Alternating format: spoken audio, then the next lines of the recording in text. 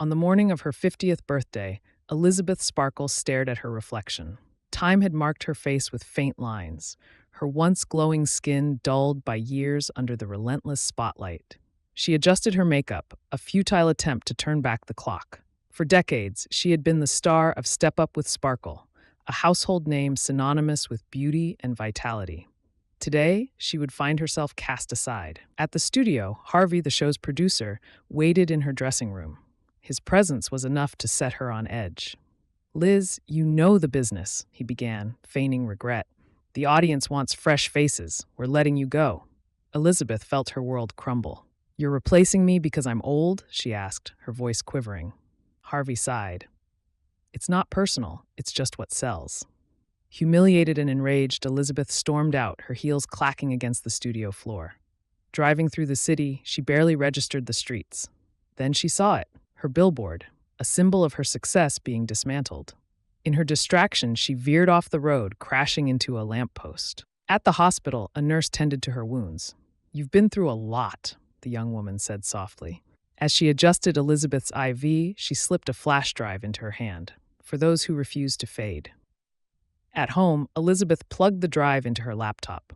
A video played, a minimalist black screen with elegant gold lettering reading the substance. A sultry voice spoke, "What if you could be young again? Perfect. Unstoppable. One dose of the substance unlocks the most beautiful version of yourself. No limits, no compromises." Desperation fueled her curiosity. She ordered it that night. The package arrived a few days later, unmarked, except for a simple instruction manual and a vial labeled Activator Serum. She hesitated only briefly before injecting it into her arm. Pain seared through her body as she collapsed to the floor. Her back split open like a zipper, and from the wound, another body emerged, a younger, radiant version of herself. Elisabeth gasped as she faced her second self. This was Sue, a flawless vision of her past glory. The manual explained the process. Sue was not a clone, but a manifestation of Elisabeth's ideal self. They would share a consciousness, switching control every 7 days. The inactive body would remain in a comatose state sustained by intravenous feeding.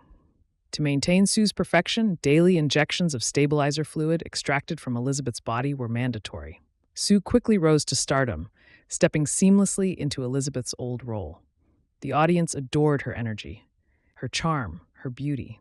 Overnight, Sue became a sensation, a symbol of everything Elisabeth had lost. As Sue basked in fame, Elisabeth, confined to her aging body during her active weeks, descended into bitterness. Though they shared a consciousness, Sue and Elisabeth's personalities began to diverge. Sue was carefree and indulgent, often pushing the limits of their switching schedule. Elisabeth bore the consequences. Her body aged faster with each delay, her skin growing sallow, her joints stiffening. "I'm the one keeping you alive," Elisabeth screamed during one of their rare face-to-face confrontations. "Without me, you're nothing," Sue sneered.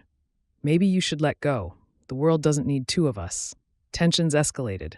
Sue, intoxicated by fame, began stockpiling stabilizer fluid to prolong her time in control.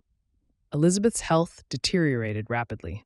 Her once famous features were now gaunt and skeletal. After a particularly disastrous week where Sue skipped the switch, Elisabeth woke to find her right hand aged to the point of deformity. Desperate, Elisabeth contacted the supplier. "She's destroying me," she confessed. "Without regular switching," the voice on the other end warned, "the deterioration will accelerate. Both bodies will suffer irreversible damage." Elisabeth knew she had to act. She ordered a termination serum, a final solution to rid herself of Sue forever. On New Year's Eve, Sue prepared for her biggest moment yet, hosting the prestigious New Year's Eve show. That night, Elisabeth confronted her. As Sue lay unconscious, Elisabeth held the termination serum. Her hand trembled as she prepared to inject it. But as the needle hovered over Sue's perfect skin, Elisabeth hesitated. She imagined the applause, the adoration Sue received. A part of her craved that validation. She withdrew the syringe, leaving Sue alive. However, when Sue awoke and saw the half-empty vial, she understood Elisabeth's intent. "You were going to kill me," Sue snarled. Elisabeth stood her ground. "You're a parasite." Sue lunged at her, overpowering Elisabeth in a fit of rage. She wrapped her hands around Elisabeth's throat, squeezing until her original body went limp. Sue believed she had won, but her victory was short-lived. Without stabilizer fluid, her body began to collapse. Her flawless skin cracked, her muscles atrophied. Desperate, she turned to the leftover activator serum. Injecting it, she hoped to create a new version of herself. Instead, her body mutated grotesquely. Her flesh twisted and expanded, forming a monstrous amalgamation of herself and Elisabeth. This creature, Monstro Elisasu, was a horrifying fusion, with two faces locked in a perpetual grimace. Driven by a fractured consciousness, Monstro Elisasu donned a mask cut from a poster of Elisabeth and staggered toward the New Year's Eve broadcast. The show was in full swing when Monstro Elisasu appeared on stage.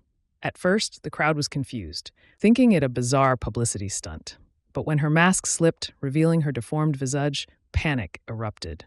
Screams filled the air as people fled. A man in the audience, driven by fear, grabbed a blunt object and struck her, severing her head. Yet, to the crowd's horror, a new, more grotesque head grew in its place. Monstro Elisasu lashed out, her limbs snapping off in violent convulsions, spraying the stage with dark, viscous blood. Amid the chaos, she fled the studio, leaving a trail of destruction in her wake. In a nearby alley, her body finally gave out. She collapsed into a pile of viscera, her monstrous form dissolving into a grotesque puddle. From the remains, Elisabeth's original face emerged. Detached from her body, it crawled along the pavement, leaving a slimy trail. It stopped at her neglected star on the Hollywood Walk of Fame. In her final moments, Elisabeth hallucinated.